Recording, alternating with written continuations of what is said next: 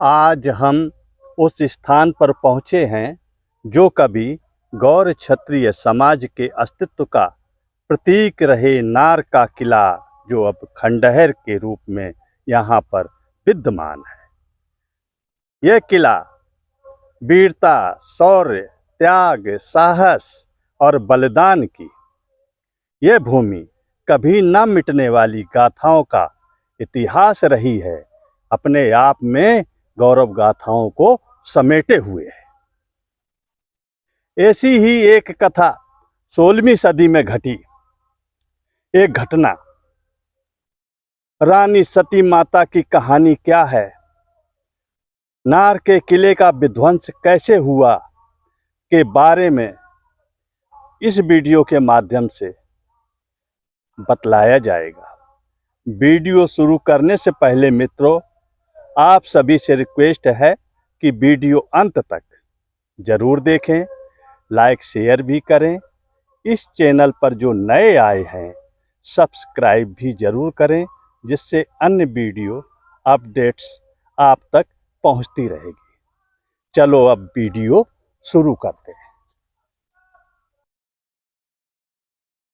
गौर क्षत्रिय समाज की ऐतिहासिक भूमि नार उत्तर प्रदेश के कानपुर देहात में झिंझक रसूलाबाद के बीच रिन्न नदी के किनारे पर बसी हुई है। आप देख सकते हैं, ये रिन्न नदी का किनारा है। ये रिन्न नदी का किनारा है और इसी के किनारे पर कभी ये राजधानी बहुत अच्छे तरीके से बसी थी। अब ये खंडहर के रूप में यहाँ पर है। यह स्थान कभी बड़ी राजधानी हुआ करती थी।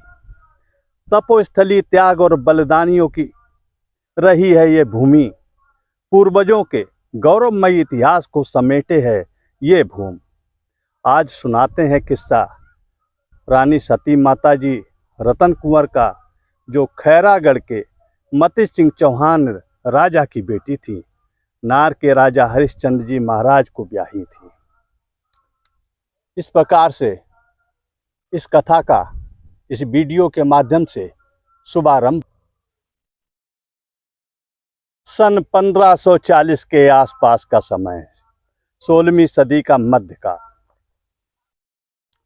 समस्त उत्तर भारत समेत दिल्ली, आगरा के सिंहासन पर मुगलिया शासक बादशाह हुमायूं का अधिकार था। उसकी बादशाहत कायम थी। मुगल शासन की सरपरस्ती में अधीनी में नार के शासक राजा हरिश्चंद्र भी आते थे, जो गौर क्षत्रिय समाज से थे और राजा थे यहाँ नार के। मुगल बादशाह हुमायूं बंगाल के शासक शेरशाह सूरी में शत्रुता थी। शेरशाह सूरी ने बादशाह हुमायूं पर आक्रमण कर दिया। गंगा पार बिलग्राम में भयानक युद्ध हुआ गंगा जी के किनारे। बादशाह हुमायूं शेरशाह सूरी का दबाव न झेल सका, मैदान छोड़कर आगरा की ओर भागा।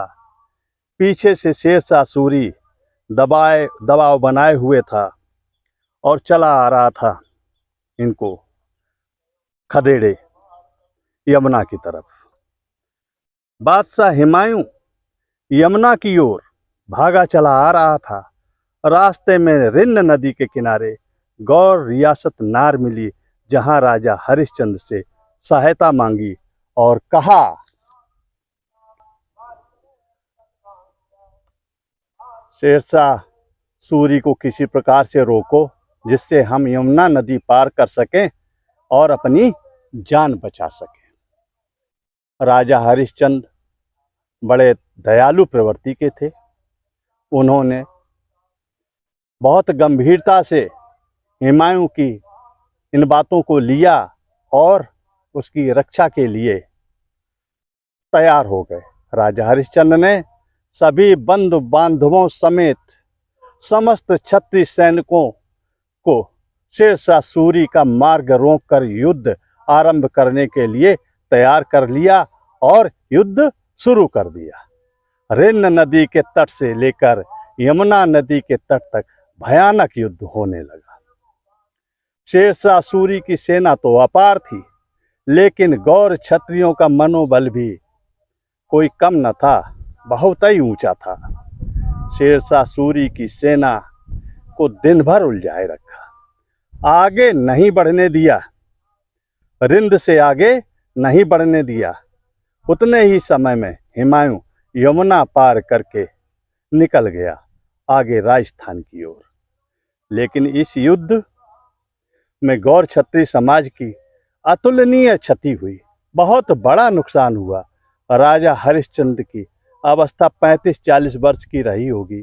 उनका एक भी पुत्र जवान नहीं था।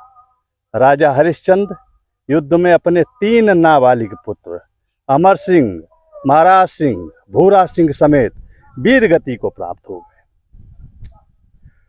क्षत्रिय समाज के वीर योद्धा सरदार राजा के बंधु बांधव सहित अधिकांश कुटुंब परिवार की शहादत हो गई।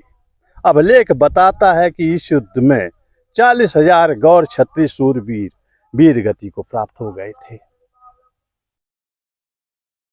शेरशाह सूरी की सेना ने नार किले को तोपों से गोले बरसा बरसा करके पूरी तरह से ध्वस्त कर दिया। आप देख सकते हैं कि ये ध्वंस पड़ी हुई पूरी भूमि आपको नजर आ रही होगी, जो खंडहर के रूप में यहाँ पर ये दिखाई पड़ रही है। गौर क्षत्रिय समाज के बचे हुए लोगों को ढूंढ ढूंढ करके कत्ल कर दिया गया।